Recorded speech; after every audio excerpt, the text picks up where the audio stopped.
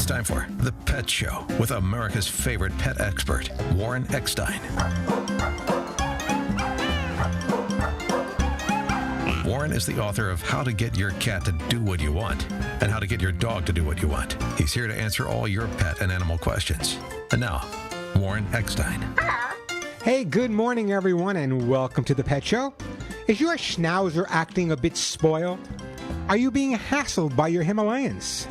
Does your basset have you totally bonkers? Well, if you love animals, care about wildlife and the environment, and really want to learn how to understand your dogs and cats, well, how do I say this, as well as they understand you? If you're confused about your dog or cat's behavior or just want to improve their lifestyle, you know what to do. Stay tuned because once again, right here, right now, it is time for The Pet Show, America's first and only real pet psychology, pet training, behavior, and of course, pet lifestyle show. So hop up on my couch. Bring those furry little buddies with you, folks. Yes, it is that time once again to let the animal analyzing begin. Hello, everybody. I'm Warren Eckstein. This is The Pet Show, the place where we absolutely, positively, never a doubt about it, love, adore, and as I stress every single week, respect pets and animals as much as you do. By the way, if you have questions or comments about your dog or cat, let me just remind everyone, if you're a new listener to the show or a regular listener to the show, everyone that calls in and gets to speak to me live on the air with a question or a comment or to answer my question will get an absolutely fabulous, amazing gift. Not for you, but for that beautiful dog or cat staring at you right now with those beautiful eyes. So lots of the items I give away are worth $25, $35, $45, even $50. So if you have a question or a comment about your dog or cat, want to share a great adoption story about your dog or cat, or just want to brag a little bit, great time to give me a call. As I said, everyone that calls into the show and gets to talk to me live will get a great gift for their pet. So if your dog or cat is jumping, humping, digging, scratching, your cat's not using the litter box, keeps you up at night, you call your dog, it's like talking to the wind. He sees another dog and he turns into Cujo. You get the idea. That's what we do here on The Pet Show. We try to resolve any issues that you may be having with your dogs or cats, but a lot more likely any issues that your dogs or cats may be having with you. So everyone that calls in gets to talk to me live. Got a couple of questions I'm going to share with you guys today. I hope I get some great answers from you. Great time to give me a call. The phone number here at The Pet Show, 866-870-KRLA. That's 866-870-KRLA. Or if you're more of a numbers person, that's 866-870-5752, 866-870-5752. That is the way to get through. As I said, lots of time for your calls, lots of great stuff to give away on the show as well. If you're new to the show, I'll be giving away Hugs and Kisses supplements, Lucy Pet Food, copies of my best-selling books, Authors Who Gold, T-shirts, lots of great stuff to give away. Again, the number is 866-870-KRLA, 866-870-5752. By the way, we're kind of playing with this YouTube thing, and if you're not on my YouTube channel, you should be. It's free, and there's lots of great free info there. It's youtube.com/Warren Eckstein. And if you want to go to that right now, you can ask me questions live on YouTube because we're broadcasting live there as I speak as well. So youtube.com/Warren Eckstein, ECKSTEIN. I'll take some questions from YouTube as we progress as well. Again, the number is here, 866-870-KRLA, 866-870-5752. So if you have a comment, want to share a great story about your pet, great time to give me a call. Let me tell you what I have planned for today's show. Hopefully we'll get to a lot of the topics, but if you're a regular listener to The Pet Show, you know we generally don't get to all the topics simply because your questions, your comments, your stories, those are always my priorities. And once we get done with the show, if you go to my YouTube channel, a lot of those stories will be posted there as well. But here's some of the things I'd like to talk about tonight. I'd like to get your take on these as well. This is a family show. I consider you guys part of my family. We've been talking to each other for what, 42 years? 42 years. I know you guys better than I know my own family. All right, so here's some of the subjects I want to talk about. Are cats more affectionate to female or male guardians? Are cats more affectionate to female or male guardians? Do they really prefer one gender over the other? Stay tuned. I have the answer coming up. You may be a little surprised as well. Also coming up, have you noticed that your dog isn't looking at you or smiling and grinning the way they normally would, licking everything in sight, crazily sniffing around? What does it mean, and should you be concerned? What your dogs are trying to tell you, I'll share that with you as well. And you know, on the Pet Show, we have a lot of fun. We often talk about your dogs and the zoomies. Everyone's dog has a zoomie. If you have some great zoomie stories, I'd love to hear from you guys as well. So we often talk about our dogs getting the zoomies. But what about our cats? Do cats get the zoomies? Can a cat get the zoomies? Coming up. Cats get the zoomies too, and I'll prove it to you coming up a little bit later on today's show. But they may not get the zoomies exactly at the time you want them to. Also coming up, some pet guardians are blaming their dogs and cats for not having more opportunities for a romantic time with their partner. I shared something like this on Valentine's Day, and boy, what a response I get. So here we go. Some pet guardians are actually blaming their dogs and cats for not having more opportunities for romantic time with their partner. Sounds to me like a cop-out. But anyway, yeah, tell me what you think. That's part of what we're going to talk about today. As always, plenty of time for your questions and comments. As I said, lots of pretty amazing stuff to give away. So if your dog is chewing or your dog is jumping, your cat's confused about the litter box, maybe your rescued dog isn't housebroken, your poor guy suffering with separation anxiety, that feral cat you rescued, bless you for doing that, maybe a little depressed, your dog is chasing anything that moves, hates other dogs, cat scratched your favorite chair, and your dog literally believes if he sees it, it's his job to hump it. Give me a call. That's what this show's all about. As I said earlier, helping you resolve any issues you may be having with your dogs and cats, and a lot more likely any issues your dogs and cats may be having with you. And as I said, everyone that calls in, whether you just want to share a great story, and one of the reasons I put this up every week at the beginning of the show, very often when someone calls into the show and tells me or tells my audience about a dog or a cat, maybe an older dog or a cat, or a dog or a cat that may have some challenges, or just a dog or a cat they picked up off the street. Very often, that phone call coming into the Pet Show, heard by thousands of people, encourages someone to say, you know what? I'm going to follow through also. I think I'm going to go save a dog or cat's life and rescue them as well. So if you have a great story like that, give me a call. I'd love to hear from you. You may be saving other dogs and cats' lives just by sharing the story of how you rescued your pet. Again, the number here, 866-870-KRLA, 866-870-5752. Now, I got a couple of questions of the day. Let me just share them with you, and bear with me on these, and then I'll get to the phones, I promise. I recently, I do a lot of interviews during the week. That's why I look like this, because a lot of the interviews I'm doing are back to the East Coast, so it's like 3, 4 o'clock in the morning for me. So here's a question I was asked on a recent interview. And I just posted it this morning on my Facebook page, facebook.com/Warren Pet Talk. And the response from people has been pretty interesting. How is your love for animals different than your love for people? That's the question I was asked. Hey, Warren, how is your love for animals different than your love for people? How would you respond? What would you say? Give me a call. I'd love to hear from you guys. And again, your response may encourage other people to. But it's kind of an interesting question, though. I got to give the interviewer a little kudos for that. How is your love for dogs and cats, or your love for animals, different than your love for people? Or do you love them the same way? Do you love animals more? Do you love people more? Give me a call. I'd love to hear from you. 866-870-KRLA, 866-870-5752. So that's one of the questions I'm tossing out there today. The other question is, I've been training and working with animals for a lot of years, pretty much my entire life. I train dogs on every continent, and over 40,000 dogs pretty much in the United States as head trainer for the YMCA and other great organizations. So I was thinking the other day, I get a lot of calls both on this show and, right off I get the air, I do my national and Canadian show for Radio America. And I always think about what breeds people are calling me up, specifically when it comes to dogs, but cats as well. What breeds people are calling me up and asking me about. And then it occurred to me, in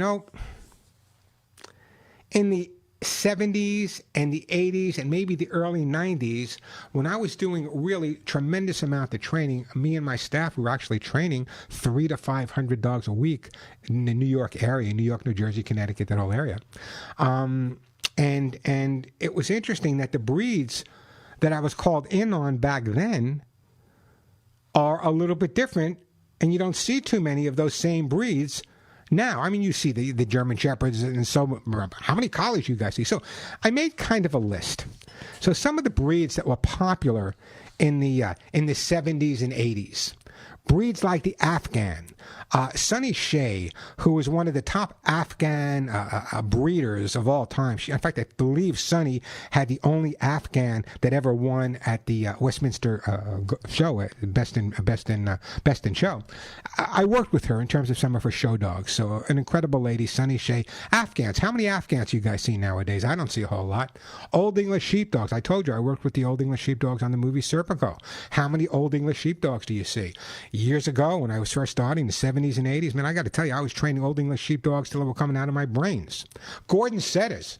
You probably don't even know what a Gordon setter is. Well, kind of like an Irish setter, only kind of the coloring of a Doberman, that black and rust coloring. Incredibly bright dog. Gordon setter, another breed popular back in the 70s to 80s and 90s. One of my favorites, the Norwegian Elkhound. I love Norwegian Elkhounds. You don't even know what they look like, do you, most people?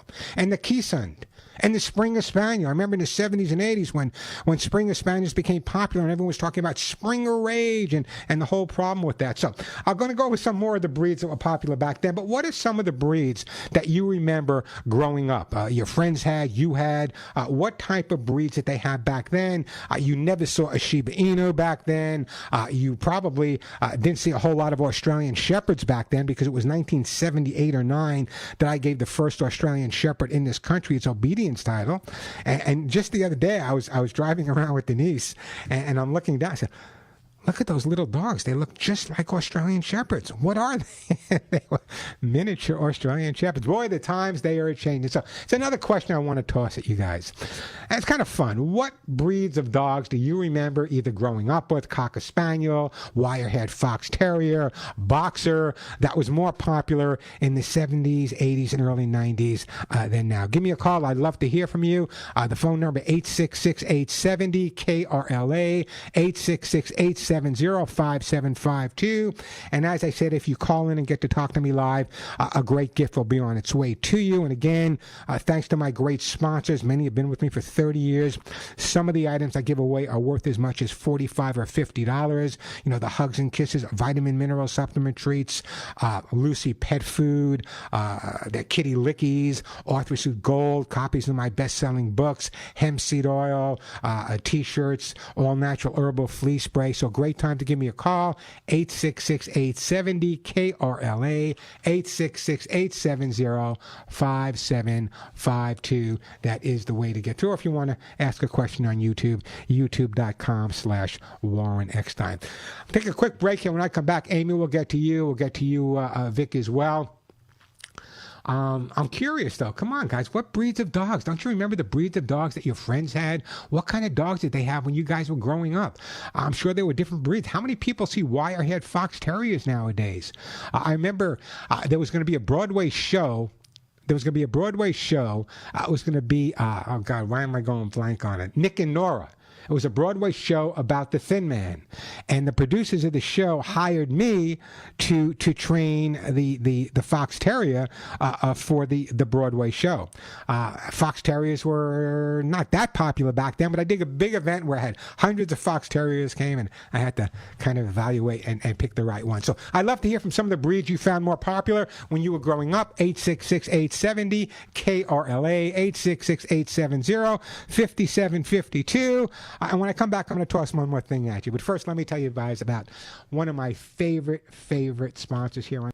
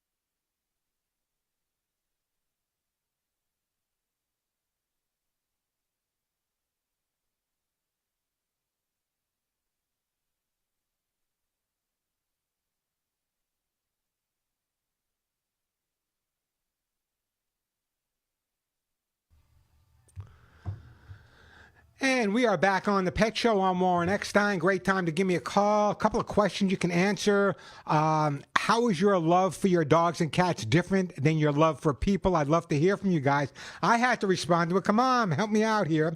And the other question was, what breeds of dogs do you remember when you were growing up? You know, I talked about breeds like the Gordon Setter, the Old English Sheepdog, the Afghan, the Norwegian Elk Hound, the Keesund.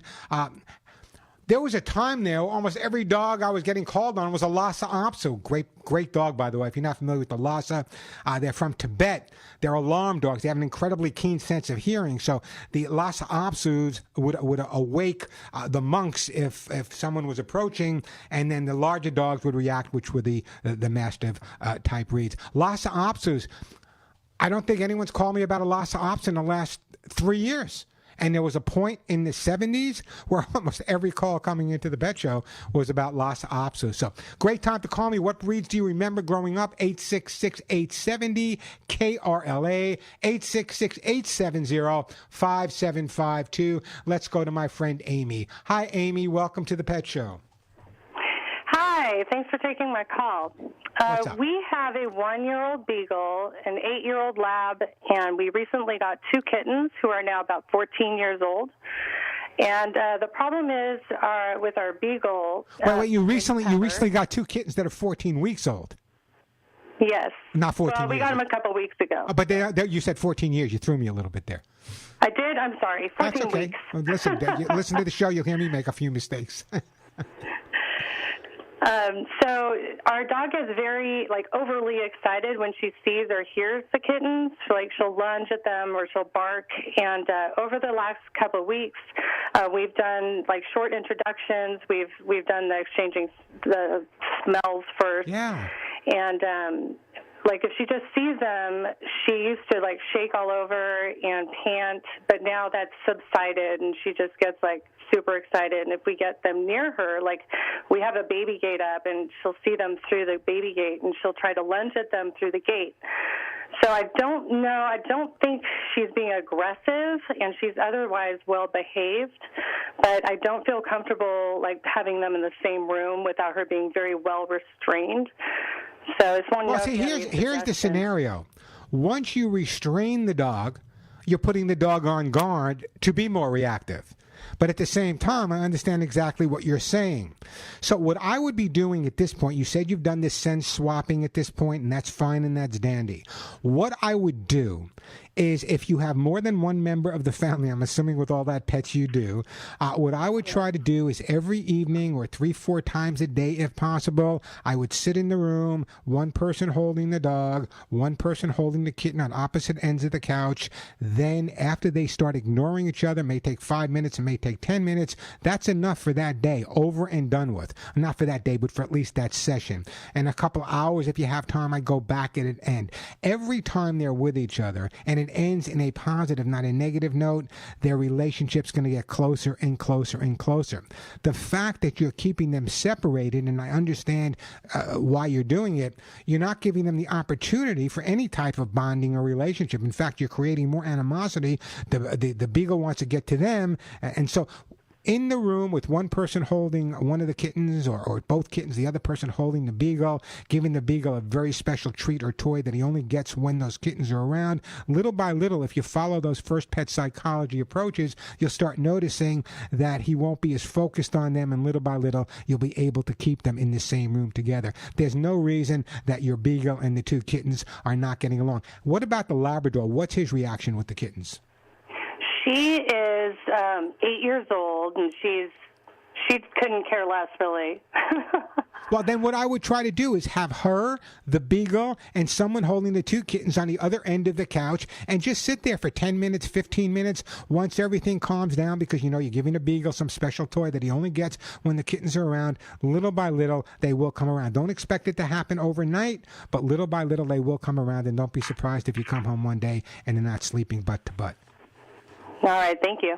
Don't go anywhere. No, Amy, don't go anywhere. I gave you some information, but I want to put you on hold, and I'm actually going to send you. You know what? I am going to send you. What do I want to send you? I am going to send you for your dogs. You got 2 dogs. I'm going to send you some hugs and kisses. It's one of the most expensive things I have. It's my own supplement on its way to you. You can use the hugs and kisses. It's reinforcing behavior with the dogs when they're around the kittens as well. What happens is when people bring new animals into the household, and it's understandable, there's a lot of fear. You know, what's going to happen? Is it going to be an assertive and aggressive situation? But if you follow it gradually and step by step by step, it's kind of like dating. You know, let them learn a little bit, leave them wanting a little bit, and then the dates will get better. So little by little, it happens. You know, I always say this. I've had as many as 30 dogs, and that's just the dogs. Forget about the 20-some-odd cats I had. They weren't all bosom buddies, but they all accepted each other. And that's the goal we're looking for, acceptance. Once they accept each other, their relationships will get closer and closer and closer and closer. So like in her case, where she had 2 kittens and 2 adult dogs, one of the dogs totally ignoring the kittens, which is kind of cool. But the beagle being, you know, beagles are kind of reactive when they see something moving around anyway. You know, beagle and a rabbit, that's the name of the game. But you have to make sure that the beagle is introduced to the kittens in a different way so the chase doesn't happen and they establish the relationship so they can all live together happily ever after. Hey, the phone number here at the Pet Show, 866-870-KRLA, 866-870-5752. A couple of questions. You might be a little weary to answer this one, but this is what I got hit with. It was like 4 o'clock in the morning. I was talking to somebody in Philadelphia.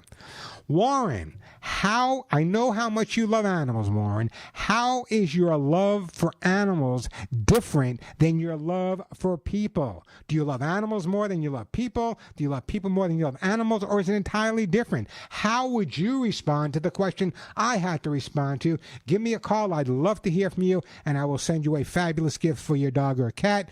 So that's one of the questions. And the other question is pretty simple. I see there's some people responding already, is, you know, we all grew up at a different time. When I was a kid, my friends either had a Collie or a German Shepherd. We were either Lassie fans or Rin Tin Tin fans.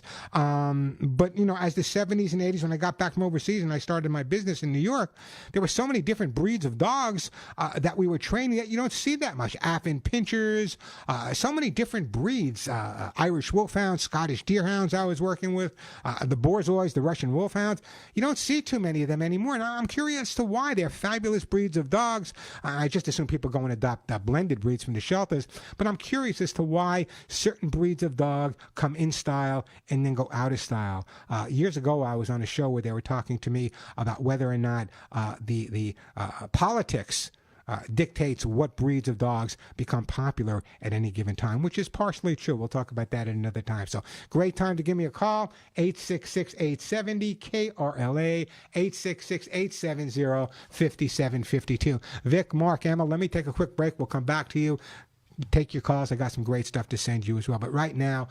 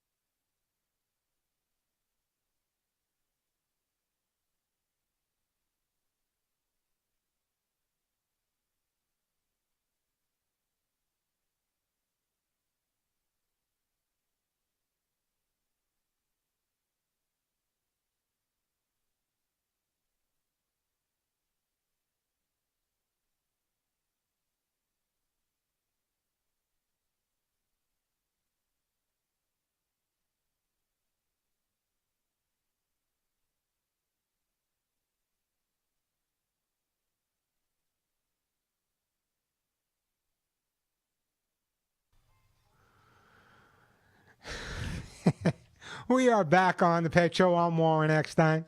Hey, the phone number here, 866-870-KRLA. I'm going to go right back to the phones, but I still got something I want to share with you guys. I was going to do it last week, but I ran out of time. Why do you think your dogs have whiskers on their cheeks?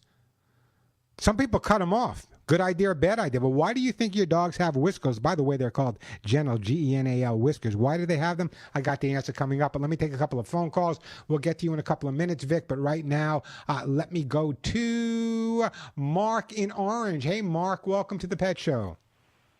Hello, Warren. I'm Mark here. Mark. Good to talk to you. Same here. What's up, Mark? Hey, I got a question. A good number of years ago, I had the opportunity to purchase a papered Norwegian elk hound. I did not purchase that canine. I purchased another lab, which I've had several in the past over all the years. And because I didn't purchase that Norwegian elk hound, it was a weaned pup. Because I didn't know anything about their nature, inherent nature, and behaviors. Well, they're part of the reason why I'm calling today is to ask you if you could give me some insight, because I'm in somewhat in the market for another dog, so I miss not having a dog, especially during the shutdowns.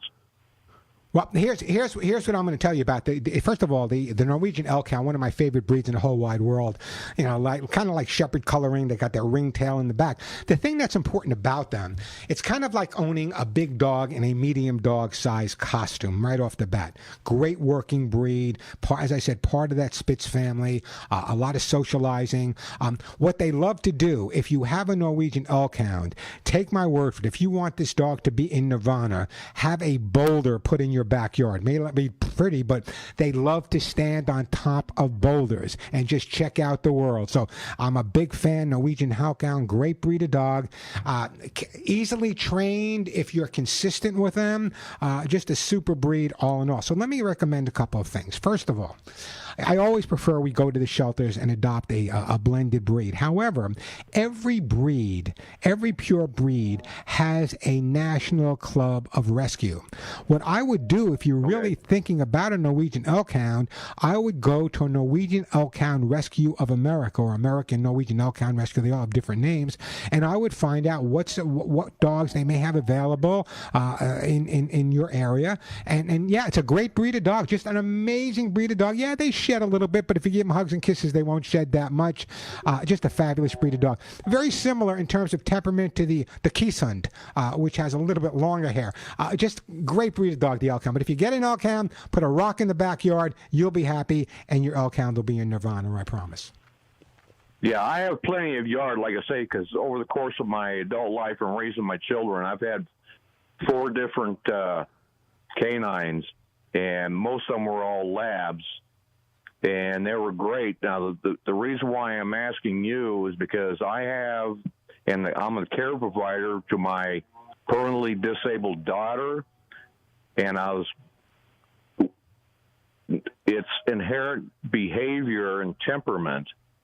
How would a Norwegian elk hound behave? Mark, now you're making me sound like Archie Bunker.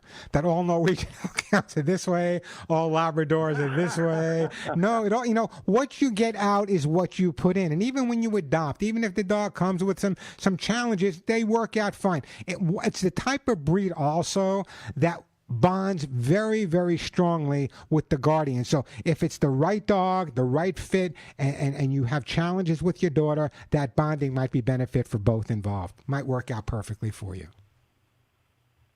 Okay, I really appreciate your opinion and advice. Well, Mark, you give me a call back and let me know. Go ahead. I've always had dogs, but I haven't had one for quite some time after all the ones I had have unfortunately passed. Well, And let me refresh your memory. What it's like to live with a dog, and you'll know everything you need to know. Because I'm going to put you on hold. The lovely, lovely Suzette's going to pick up, and you're getting a copy of How to Get Your Dog to Do What You Want. It'll take you from the day that that dog comes into the house till you have to say that final goodbye. So there's one of the breeds. I worked with a lot of Norwegian Outcasts. They were pretty popular on the East Coast back then. I don't know about the West Coast. My friend Pam just wrote to me saying that German, she read Rottweilers. Well, they weren't that popular back then. Great Danes were popular. Borzoi, as I said, Salukis were popular. Abethan Hounds were popular. There was a breed from Israel. I trained the first one that came into America called the Canaan dog. Actually, John F. Kennedy Jr. and his wife had a Canaan dog, an incredible dog from the land of Canaan, I guess it was in Israel. So what's some of the breeds? That's the question of the day. What are some of the breeds that you guys remember growing up with? Cocker Spaniels, Springer Spaniels, Boxers, Akitas, miniature Schnauzers. Remember when miniature Schnauzers? Everyone had miniature Schnauzers. Chows, just Chow's real popular breed of dog. Shar-Peis. The first Shar-Pei that came into the United States, I had on the Today Show with me. Back then, it belonged to Milton and Carol Petrie, who owned the chain of Petrie stores. Very, very well-known New York. I don't know what the right word is.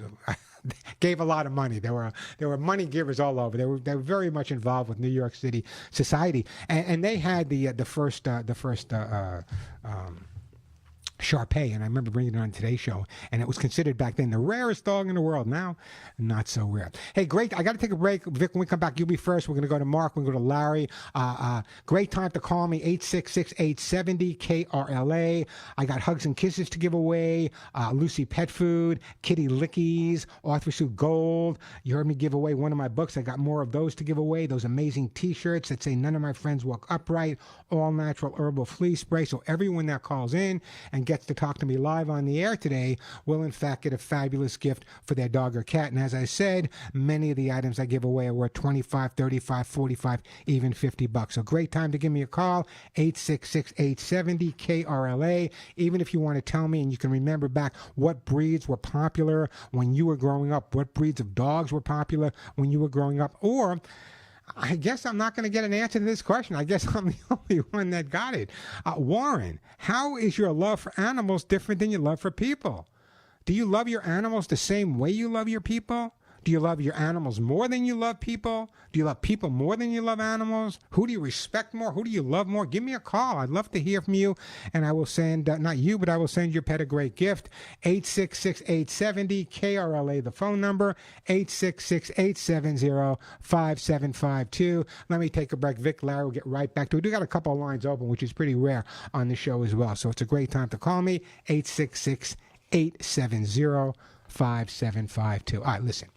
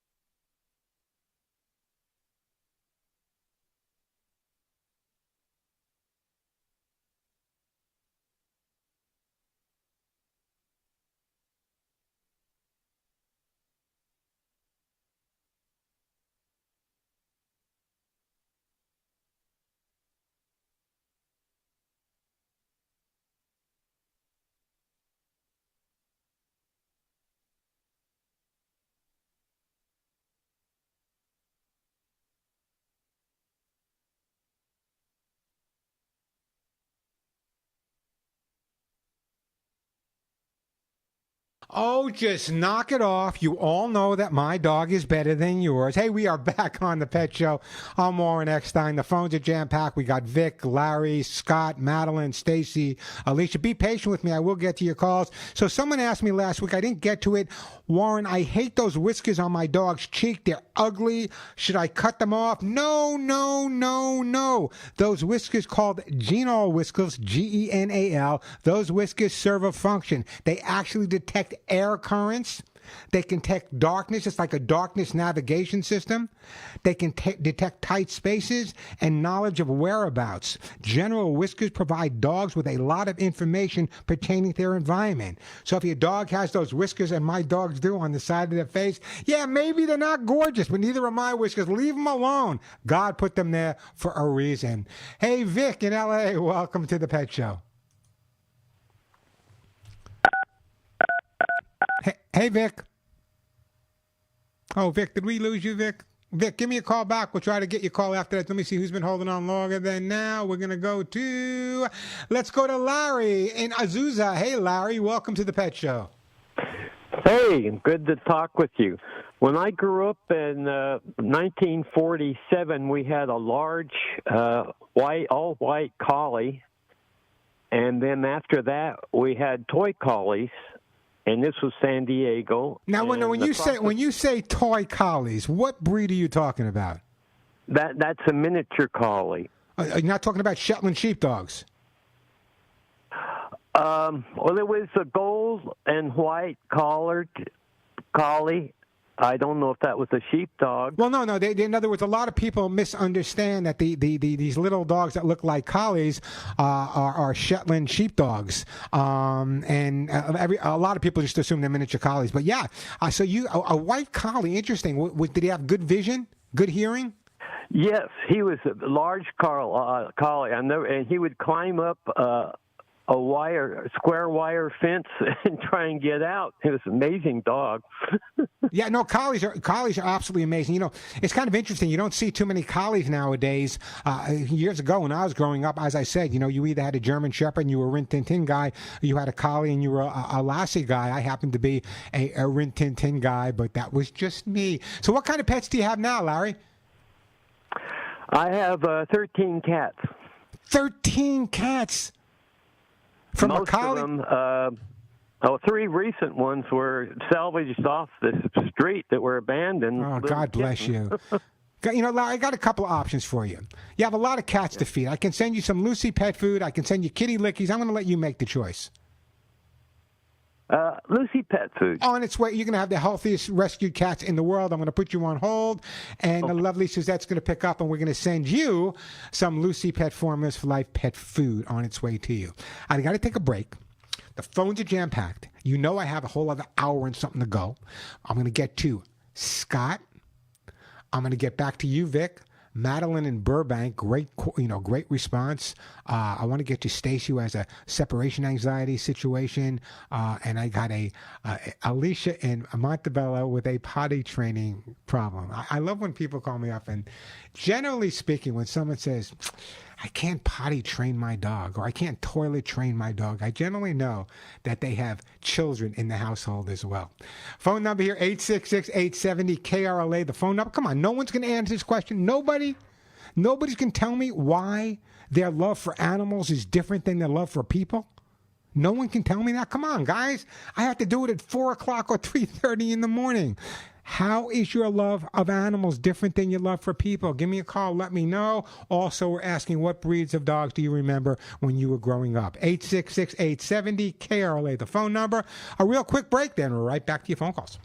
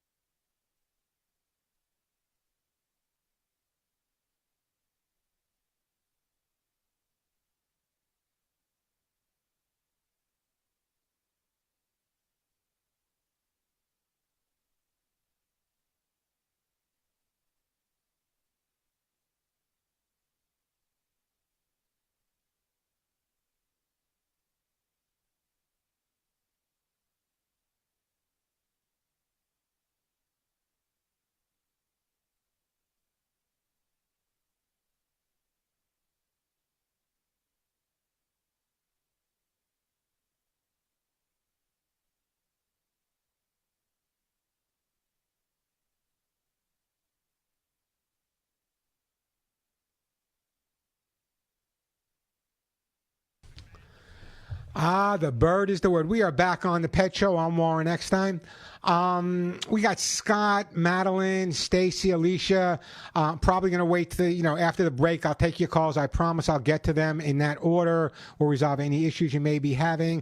Let me see if I can help Vic now. We lost this call. Hey, Vic, you with me? Yeah, how are you today? I'm doing great. I don't have a whole lot of time, so what's your question for me? Oh, man, I got a big one for you. I inherited like 4 cats in the last 6 months.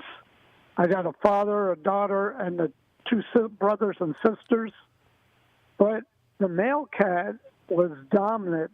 They were all, the 2 bigger cats were wild. The male cat was the dominant one, and I believe the female cat is the sister. I mean, the Okay, daughter. so let me kind of get. So where are these cats living now? Where are all of these cats living now? In La Paz, Mexico. We live in a small town in Mexico. Okay, and so the cats are indoor cats or outdoor cats? Well, the 2 kittens that we inherit are indoor cats. The other 2 are outdoor cats. Well, why don't you bring the outdoor cats indoors? Because I don't have room for them. You don't have room for 2 cats? No, I already have 2 cats indoors.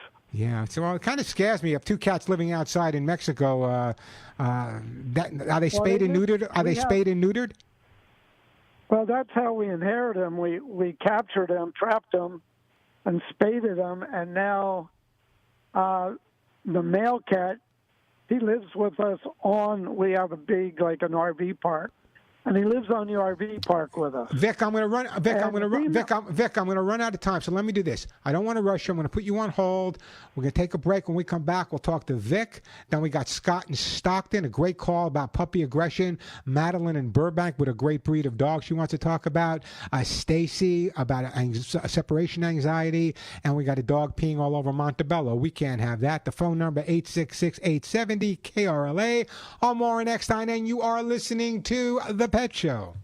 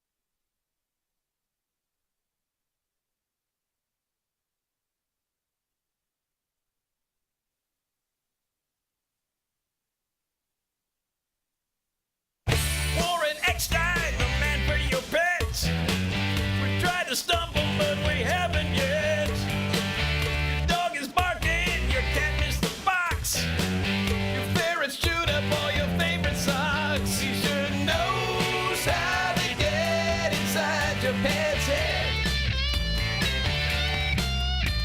But maybe it's you who needs to be trained instead. And if you love your dogs, you love your cats, but you're a little confused about their behavior, you have come to the right place. I'm Warren Eckstein. This is The Pet Show. If you have questions or comments about your dog or cat, they're jumping, humping, digging, scratching, they're not as affectionate as you would like them, great time to give me a call. If you're new to The Pet Show, everyone that calls and gets to talk to me gets a great gift for their dog or cat. The phone number 866-870-KRLA. Before we broke for that last hour, we were speaking to my friend Vic. Vic, you still with me? Hello. Okay, so you have a place in Mexico. You have 2 kittens living inside and 2 cats living outside. So the cats that are outside, are they spayed and neutered now? Yes. Okay, so what's your question for me, Vic? So the male cat is dominant, and he was king of the area before we trapped him and spaded him, and now he lives in the RV park. We have like a small RV park there. He lives there. And then we had another cat that was living with us also there.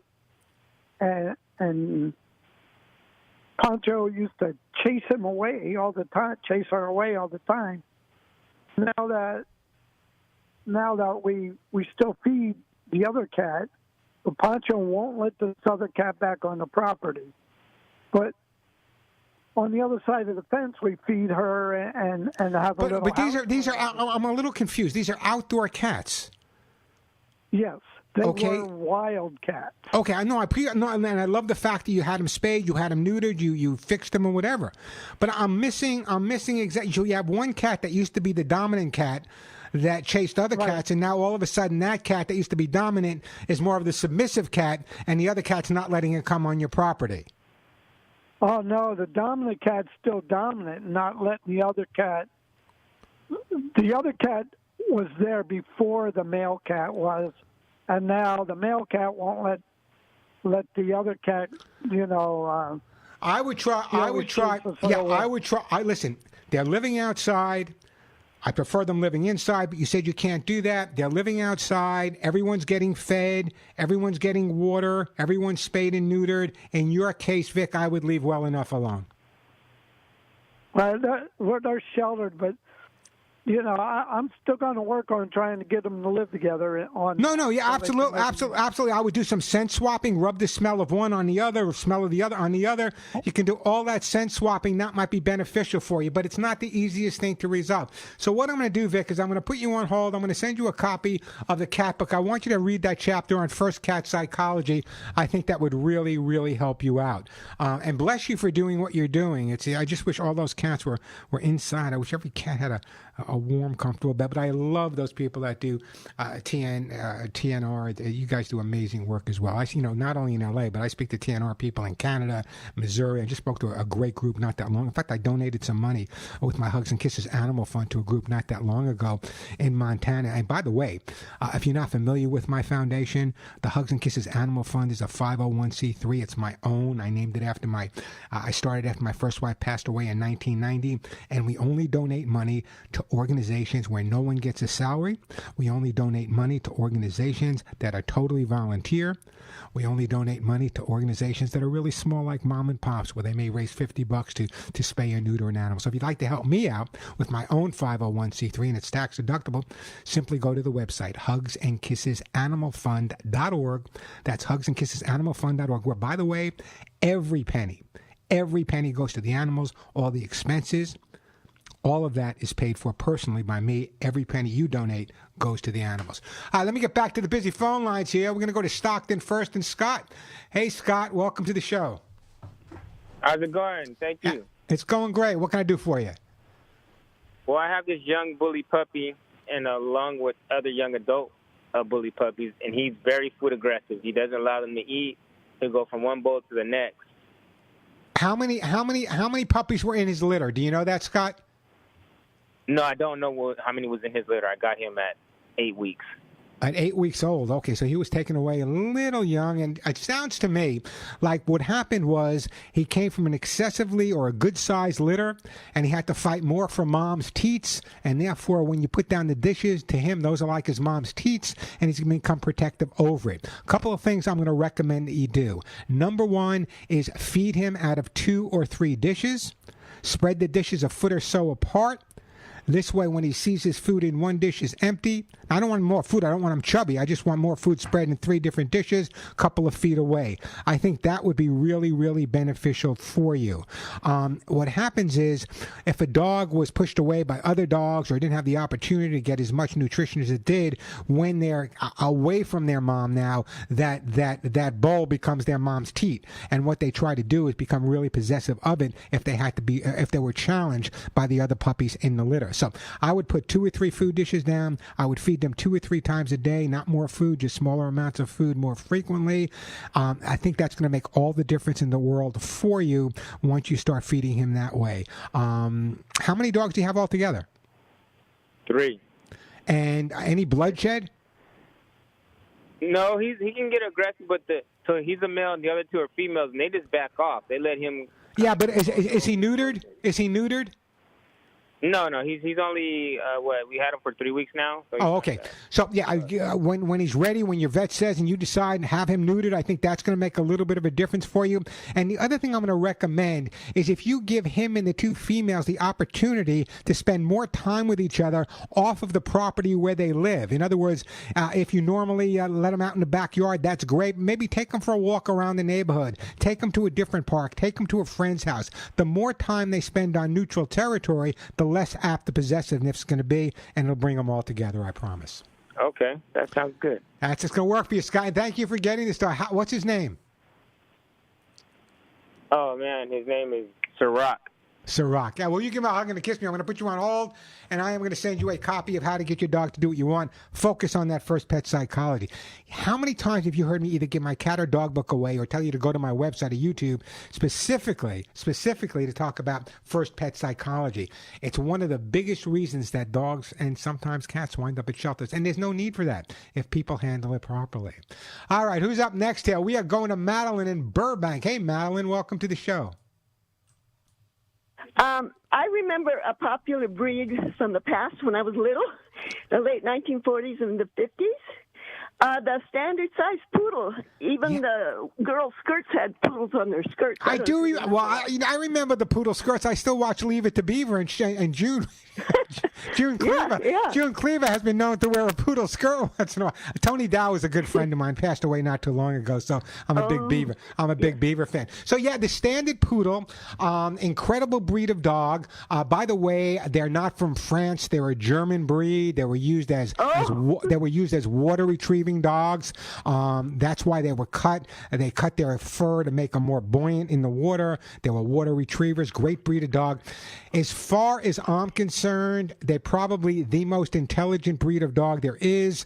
When I was working with the German authorities in Europe, I was doing an advanced form of training, and we were trying to determine how smart each breed was. So what they decided to do was set up a wall and put food on the other side of the wall, and the dogs would jump over the wall, and their reward was getting this great food on the other side. So the Rottweilers jumped over the wall, got their food. German Shepherds over the wall, got their food. Giant Schnauzers over the wall, got their food. Belgian Tuverins and Malinois over the wall, got their food. The poodle looked, I swear to God, the poodle looked at the wall and walked around to the other side and got the food without ever having to jump over the wall. And all these other trainers saying, look how stupid this dog is. I mean, stupid.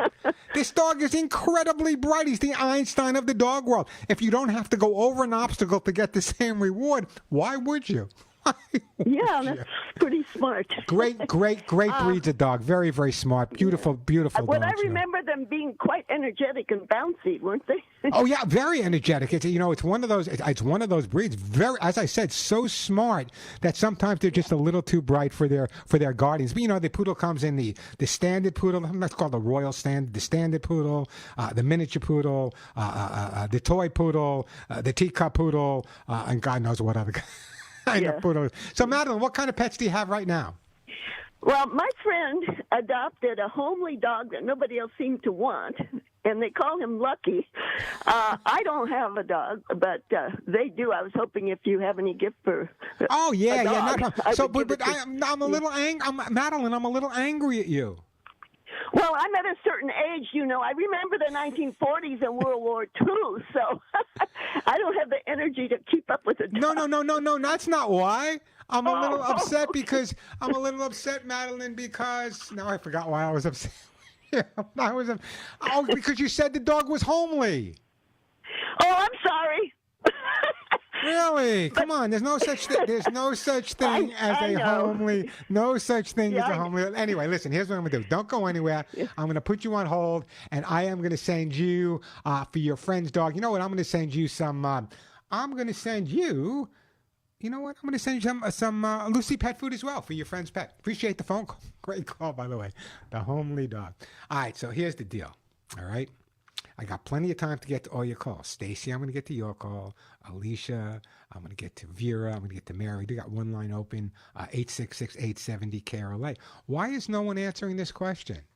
Is it me? Is it a bad question? I mean, this is what got asked to me just this week. Warren, you know, I know you love dogs, Warren. I know you love cats. I know you love snakes. I know you love all kinds of animals. And I know you like people.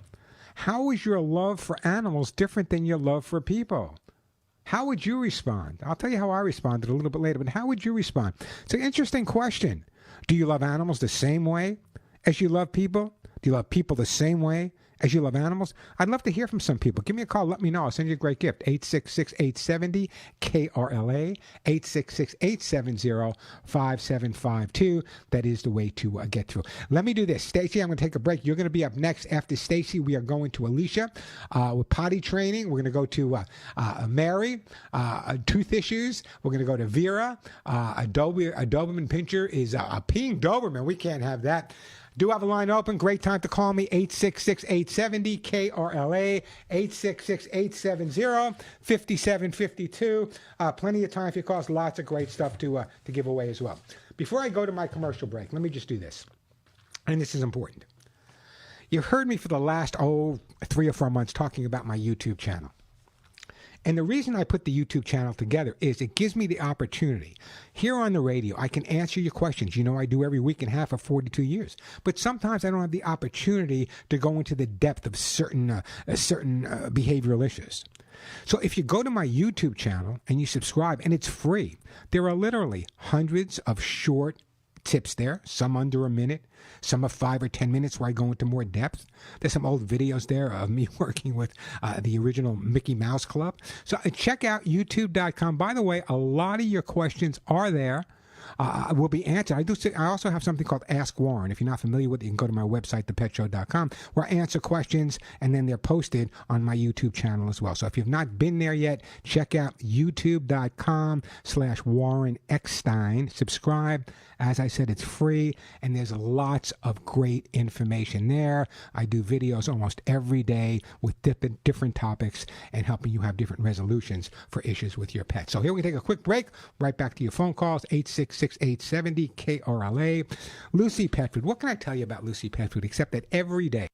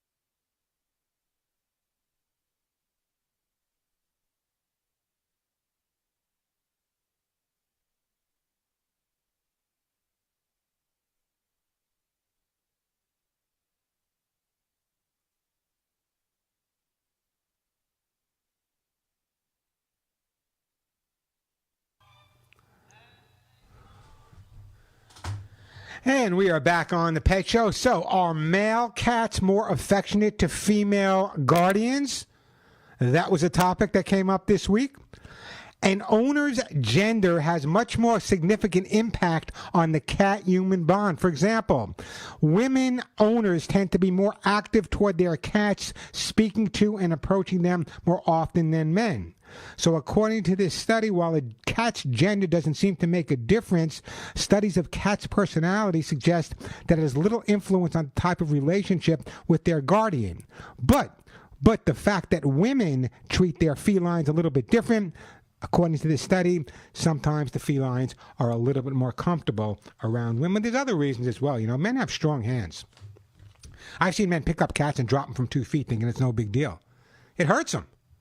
Women tend to be more gentle, more affection. I think that's why cats are often more affectionate to women than to men. We are going to Stacy in L.A. Hey, Stacy, welcome to the show. Hi, thank you for taking my call. You actually spoke to my sister earlier. She was the one with the 14-year-old kittens. Amy in New Hampshire. Yes, Amy in New Hampshire. Oh, so you're in L.A. and she's in New Hampshire. You guys get along well? Yeah, we do, sure. So my issue is 1 week ago, we adopted a dog from the shelter. He's a 3-year-old Terrier Chihuahua mix. We call those a blended breed. A blended breed. We call them a blended breed now. Yeah. So he has terrible separation anxiety. I can't leave him upstairs to go get a cup of coffee downstairs without him crying. And we're kind of at a loss of how to fix this. Well, then let me ask you a question. How much background did the shelter give you on the dog? None. He was found on the street. Oh, so he was a street dog. So a couple of things happened here. Was he very skinny when you got him? No, he's normal weight. Okay, so then it says to me that chances are he was probably abandoned by the people that lived with him previously. So when a dog is abandoned, very often we use the term separation anxiety. The shelters use it all the time. But there's something else going on here. It's called abandonment issues. Very similar to separation anxiety, except the difference is the dog panics more with abandonment issues because he's been abandoned before where people that he loved left and they never, ever, ever came back. Separation anxiety means they don't like being alone, but they're not as fearful over you not coming back. So the way to resolve that is pretty simple. What I would recommend that you do is start out really, really gradually. Never say goodbye. Never say hello. What I want you to do is when you're home with him, just go into a room, close the door for a minute, come back out. Don't say a word to him. Just walk past him. The more he realizes when you're out of sight, nothing is going to happen, the quicker his confidence will build up. The other thing that they really trigger up on is that when you go to leave and you get your keys for your car, that might have been something that he was put in the car and abandoned before. So when you leave, he associates you grabbing your purse, grabbing your jacket, grabbing your keys with leaving, excuse me, because he's gone through that before, and the people he loved never came back. So you want to practice just going out of the front door, coming back the back door, go out the back door, come in the front door. Maybe you go out the back door and somebody else in the family comes in the front door. If you start leaving him for really short periods of time and not making a big deal out of leaving or coming back, also putting down a special item, leaving unwashed articles of your clothing around the house, little by little he will come around. But my heart breaks for this dog because, having been doing this for so many years, there's generally a reason for separation anxiety or abandonment issues. And it sounds to me so very often when dogs are picked up off the streets, they've been either abandoned, tossed out of a house, or lost. So their feeling is that when the people they love or the person that's feeding them or the new person like you is out of their sight, you're not coming back anymore. So little by little, really short periods of time, we have to increase his confidence factor and counter condition him to the fact that whenever Stacy leaves, she's going to be coming back. Short periods of time first, increase it gradually. And when you do leave a radio on a talk station. Maybe I can recommend one to you, KRLA. But the most important thing right now is really short, and don't make a big deal. Just walk out, walk back in. No big hellos at this point. Down the road, you can give them the big mushy hellos and hugs, but not till that confidence factor is built up a little bit. Also, a little bit more exercise, a little aerobic class before you leave could be really beneficial as well. Okay, great. I will try that. No, is this the first dog you've had, Stacy? No. We've had many. And you always adopted? Yes. Always. Okay. My listeners are the best. You are the best. I am going to put you on Oh, hold, thank Stacy. you. And the lovely, lovely Suzette's going to pick up. I know I'm giving away a lot of my books today, but I want you to have a book. There's a whole chapter in there on separation anxiety, plus the fact, the book may take 4 or 5 weeks to get there. So here's what I want you to do. You can go to my website, thepetshow.com. Don't forget that THE, thepetshow.com. Or you can go to my YouTube channel, youtube.com/Warren Eckstein. And there's already some articles up there and some videos up there about separation anxiety. So you can get a head start before the book actually arrives. And I appreciate the fact that, and I adore you, Stacy, right off the bat for taking this dog and giving him the home that he really, really does deserve. Phone number here, 866-870 KRLA, 866-870-5752. God, so many great calls here. I'm going to get to you in a minute, Alicia, but let me just go here. Let me go to Monica first in Los Angeles. Hey, Monica, welcome to the show. Hi there. And yes, I choose my animals over humans anytime. So you love your animals more than you love people? Is it a different type of love, or is it just that it's an easier type of love? It's an easier type of love, and it's unconditional, and it's just spiritual, I'll tell you. I'm glad you said that. I'm glad you said that. I've been around the world, and I guess some people might assume that I'm not the most spiritual person in the world, although I consider myself relatively spiritual. But I honestly believe that there's a relationship between animals and people that goes way beyond the relationship between people and people. And let me just give you my reasoning behind it before people think I'm absolutely insane. When I was studying in Europe, I worked with some really amazing people. I learned that from they believe that all living things, you have it, I have it, everybody has a sixth sense. However, I believe that in human beings like you and me, most human beings, that sixth sense is really inhibited. And therefore, we don't know how to call on it. I believe that our animals still have that sixth sense, and I think that having that sixth sense gives them that ability to establish a much more a stronger bond with people. And I think you're absolutely right. It's just that unconditional love, that total honesty, that sixth sense. So kind of the way I answered the question is, listen, I've never had a dog or cat borrow $10 and not pay me back or call me a bad name when I walked out of the room. The honesty factor is one of the most important reasons that I love animals as much. So what type of pets do you have now, Monica? My rat terrier, which is terrier Chihuahua mix. A terrier. His face looks like a Chihuahua, kind of. Well, listen, I have a Chihuahua pincher. A Chihuahua pincher me, a Chipin they call them, a Minchin, or Minchie, whatever. I don't know what they call them. It's just cute. That's what I call them. They're just cute, and I love them. Anyway, listen, don't go in. I'm going to put you on hold, and for your dog, I am going to send you, for your Chihuahua, I am going to send you some Arthur Sue Gold. We'll keep those hips and joints in the best shape we possibly can. 866-870 KRLA. Let me take a quick break. When we come back, we got Alicia, we got Mary in Long Beach, we got Vera in Long Beach, we got Susan in Thousand Oaks. We'll get to all your calls, 866-870-5752. That is the way to get through. Let me take a quick break, then right back to your phone calls. Listen.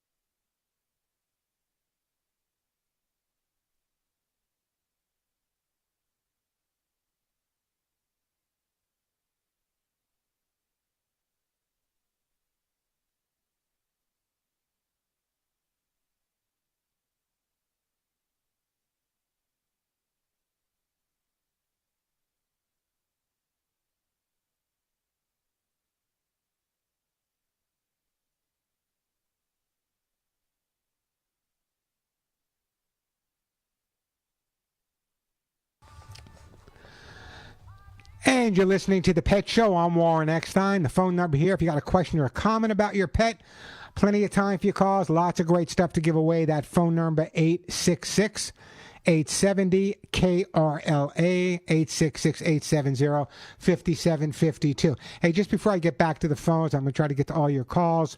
We often talk about zoomies and dogs. Well, listen carefully.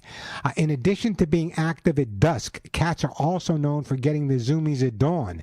This is probably a time when you'd like to get a little bit more sleep before your alarm goes off, but this cat behavior comes naturally, and your feline doesn't care what time your alarm is set for. Here's what you can do. Start by installing blackout shades or blinds in your bedroom so the sun won't rouse your cat. Then stick to a strict feeding schedule. Once in the morning, maybe once in the evening, but don't feed the cat right after you get out of bed. Otherwise, the cat will associate the fact that he woke you up, you're getting out of bed, and now he's getting his food. Give him some exercise before you go to bed as well. So for those people out there that think only dogs get the zoomies, wrong-o. If you're lucky enough to be owned by a cat, you also realize that cats get the zoomies too, but they tend to get them early in the morning when you want to sleep a little bit later. 866-870-KRLA, the phone number. We are going right now. Let's go to Alicia first, then we got Mary and Vera. Hi, Alicia. Welcome to the Pet Show. Hi. Hi, Warren. Thank How you are for you today? taking my call. Oh, it's my joy. What's up? I have 3 dogs. 2 of them I acquired maybe 10 months ago. I've been trying to potty train them. I have pee-pee pads everywhere. I take them out first thing in the morning. I take them out after they nap, after they eat, after they nap. Well, let me stop you for a second, Alicia. Let me ask you a question. You say you have pads down in the house for them, and you take them outside as well. Where do you ultimately want them to go? Outside. Okay, so why are you convincing them that going inside is okay? I lay the pee-pee pads out so when they want to pee, they'll pee on those. I understand, but what you're doing by putting the wee-wee pads or whatever they're called down on your floor in the house, you're actually encouraging and teaching the dogs it's okay to go in the house. And dogs learn by association, so continuity is critical. How old are these dogs now? You adopted, bless you for taking them. You have 2 that were you adopted, 10 months ago? Yes. And you have a third one too? I have a third one, and she's potty trained. Okay, when so here's what I want to go out. Here's what I want you to do. I want you to take the dogs that you adopted, and when you can't watch them with a hawk, first of all, I want you to clean up the entire house. I want you to clean up every spot where the dogs have gone in the house using a good enzymatic stain and odor remover made specifically for dogs. I don't care what the brand is, clean up those areas. Then what I'd like you to do is when you can't watch the dogs with a hawk eye, I want you to confine them in an area. Generally, the kitchen's a good area to confine them because it's an easy floor to clean up, and there's generally access to the yard from there. The problem that you're having right now is you're teaching the dogs it's good for going in the house, and you're teaching the dogs it's good for going outside at the same time. So they're kind of like you're making them a little neurotic here. What's right? What's wrong? I don't know. Let's stop them from going inside. If we stop them from going inside, then the option, of course, is for them to go outside. Now, it's not going to happen overnight. I want you to make sure they got plenty of toys in the area. The only time they have to be confined is when you can't watch them. If you can watch them with a hawk eye, then the bottom line is you don't have to confine them. So it's pretty much impossible for the dogs to have an accident in the house from now on. Either you're going to be watching them, and if they start to go, you take them right outside, or they're going to be confined. So if they go in a confinement area, they've already been corrected because they had to stay with their own mess. Clean it up, let them outside, no grudges held. I think what you're trying right now is confusing them, and I think if you're a little bit more consistent, let's get them totally housebroken outside, your problems will be over and done with. So let me do this, Alicia. I'm also going to put you on hold. I'm also going to send you a copy of how to get your dog to do what you want. Here's the scenario, is that when I was studying in Europe, and as I said earlier, I worked with some pretty amazing people. I didn't agree with a lot of them, but I did learn an awful lot from them, is that often the concept is that dogs learn through association. So if you do something consistently, it's a lot easier for the dog to learn how to react prime example is and I say this all the time, is the husband that tells the dog to jump on the couch. The wife tells the dog to get off the couch. The dog calls me on the phone and say, hey, Warren, isn't that the definition of neurosis? So the bottom line is basically establishing what you want. Do you want the dogs to pee on wee-wee pads? Some people do. Or do you want your dog to be housebroken and go outside? Those are your options. Sometimes you can have them both, but until we get the dogs going consistently outside, it's more difficult. Years ago, when I was training a lot of single models, it was a tough job in New York City. I was working with all the models in New York City. They all were working with me to train their dogs. And a lot of them had small dogs, but they were fearful to take them for walks at night in New York City. So I taught the dogs to use litter boxes, literally use litter boxes in their apartments. So they had the option of either walking the dog outside during the day or with friends, or if they didn't want to walk the dog and they felt fearful, then they can easily have the dog use the litter box. So there are many things that can be done. Alicia, take a look at the book. Give me a call back if you still have questions after that. 866-870-KRLA, the phone number. Mary, Long Beach, welcome to the show. Yes, thank you for taking my call. Let me take you off the Bluetooth because I think that might help. Okay, thank you. I have a 10-month-old male Rottweiler, and he started with the wellness puppy food with no grain. And then all of the time that he had been eating that, his stool was not solid. I mean, it was soft. It had shape, but it was still kind of soft. So, and then anytime he eats something that he shouldn't, he starts, his stomach goes south. So yeah, well, Rottweiler it's an incredible breed of dog. I had the opportunity of working with Rotties actually in the town of Rottweiler in Europe. That's where they're from, called the butcher's dog, by the way.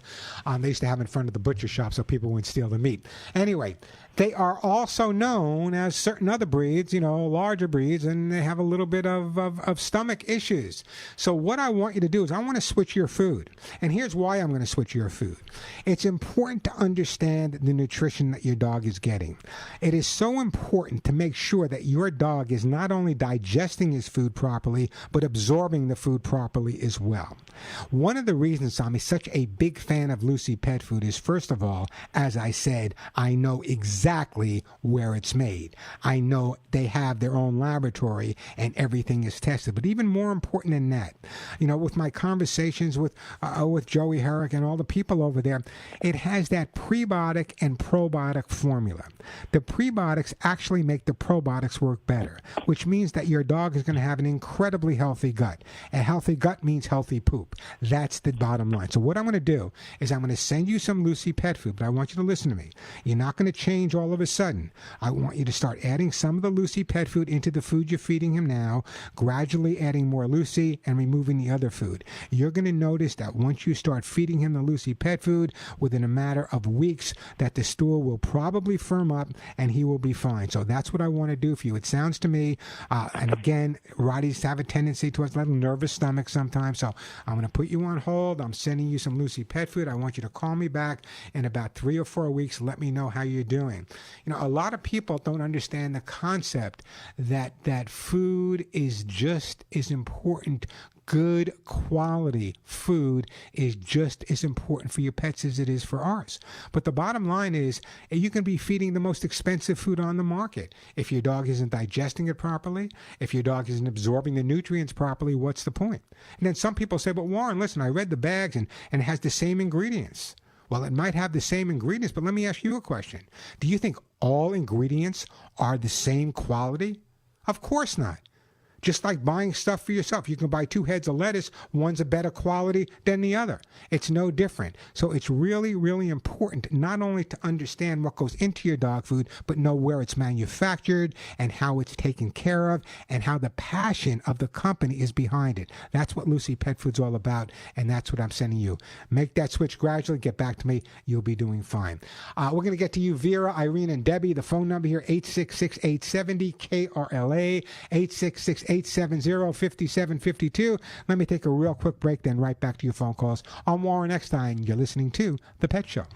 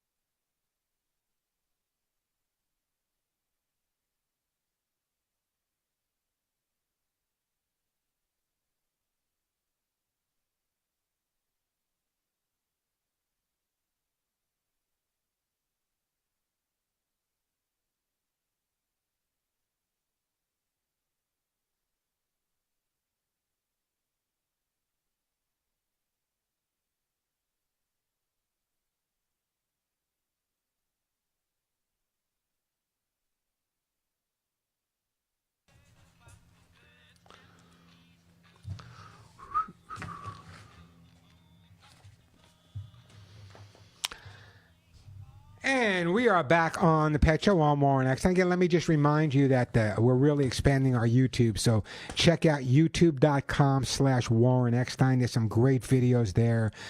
Tips every day. Check out youtube.com/Warren Eckstein. You know, dogs and cats can be kind of a litmus test for whether their guardian should feel safe or not with a new person. I talk about this all the time. If my dogs don't trust somebody, chances are I'm not going to trust them either. So I really do believe this, that really our dogs and cats are an incredible litmus test for whether or not the people around us are the kind of people that we want to have around us. All right, let me get back to the busy phone lines here. We're going to go to Vera in Long Beach with a Adobe question. Hey, Vera, welcome to the Pet Show. Hey, Warren. So there's a little backstory to this Dobie. He was my son's emotional support dog. My son died a year and a half ago. Hold on a second. Oh, come inside. Come inside. Uh-oh. Mixture of dogs. So Inside. sorry. Vera, first of all, let me just say I'm so sorry to hear about your son. Thank you. And Sky was with him, that's his name, when my son died.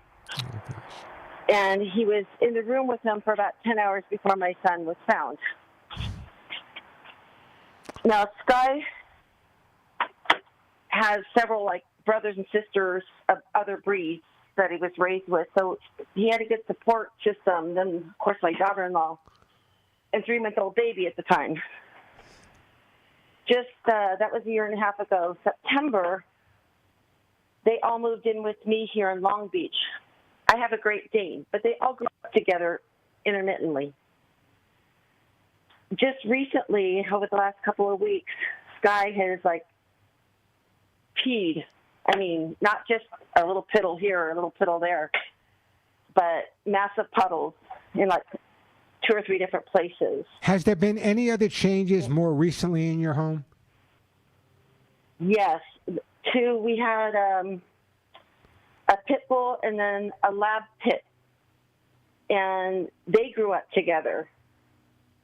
Well, all of a sudden, the lab pit turned on the pitty and tore her apart. Oh, gosh. So we ended up having to put both of them down. Jeez.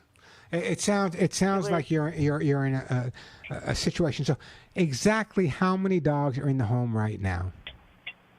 Right now, I have my dog, the Great Dane, then Sky, Adobe, and then a little Pomeranian Shih Tzu. And they're all everyone's housebroken except for the Dobie at this point. Correct. And when this fight took place between the other dogs, where was the Dobie? Was he home? Yeah, he was present. Okay, so the urinating. Bacchus and Sky kind of were there but didn't get involved. Okay, but my question to you is, what was the relationship between the other 2 dogs and Sky? Oh, beautiful. Beautiful. I mean, they were their own little pack. Okay, now the fact that they're no longer with you and the fact that they're gone, that's when the peeing started. So there's many reasons that. Go ahead. No, we put them down back in November. Late October, early November was when we had to put the girls down. Okay. This just started 2 weeks ago, and I'm thinking, well, maybe because he's 8 and he's getting older and he can't hold it as well. Well, the first thing you want to do whenever you have a dog that's been totally... Oh, we lost her. We lost you. Vera, give me a call back next week when I have a lot more time to talk to you, okay? But this is an incredible situation. She lost her son. The 2 dogs killed each other. Unbelievable. My recommendation to her was basically going to be, let's have the dog physically checked first. Let's get a total clean bill of health. Then we can work on the urinating problem. It sounds to me like it's stress that caused the dog to start urinating in the house again. Even though it could be, sometimes there's a delayed reaction with people.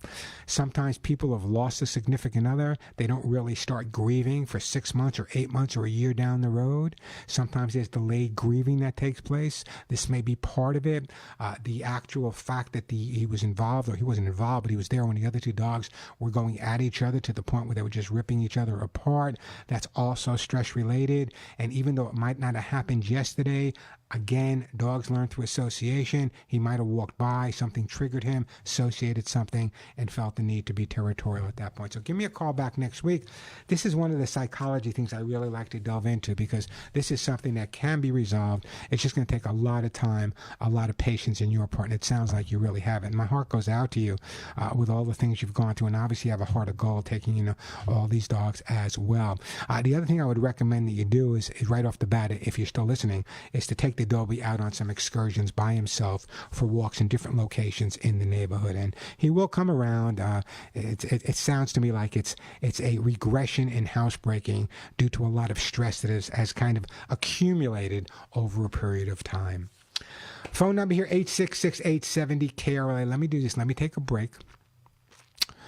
When I come back, let me see. We'll be talking to Marie and Debbie and Carol, Irene in Sunland. I know you have a question. You call a lot about the animals dying in Ohio. Yeah, my heart's broken too, and I don't know what's going on there, but I'd love to see the government taking a lot more action in that area once the animals are dying. And I saw the images, the fish, the frogs, chickens, other animals as well. So yeah, it breaks my heart. It absolutely breaks my heart.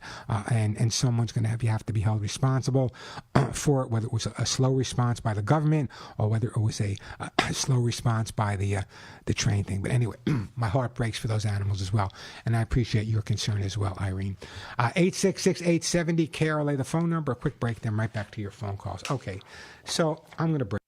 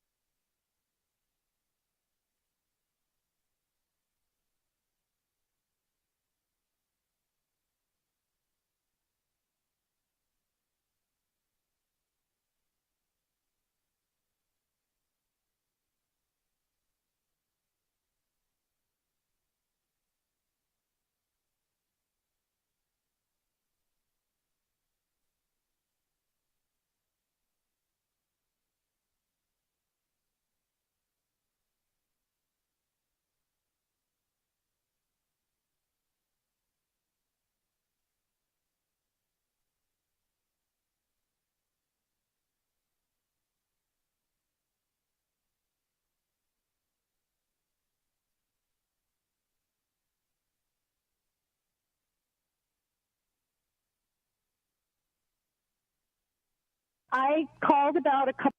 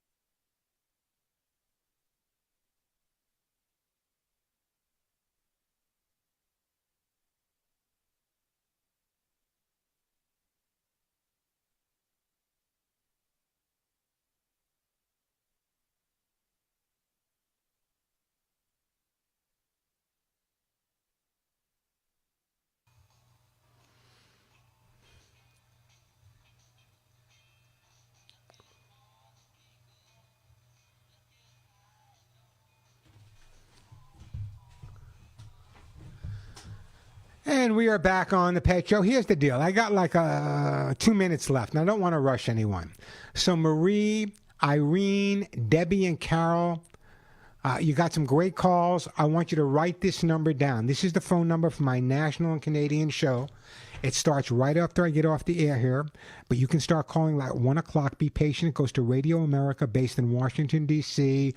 So, let it ring, let it ring. They will eventually get to answer the phone. So write this number down. It's exactly the same type of show. The only difference is the callers come in from all over the country and Canada, including Guam. The phone number, but don't start calling till 1 o'clock, is 877-725-8255.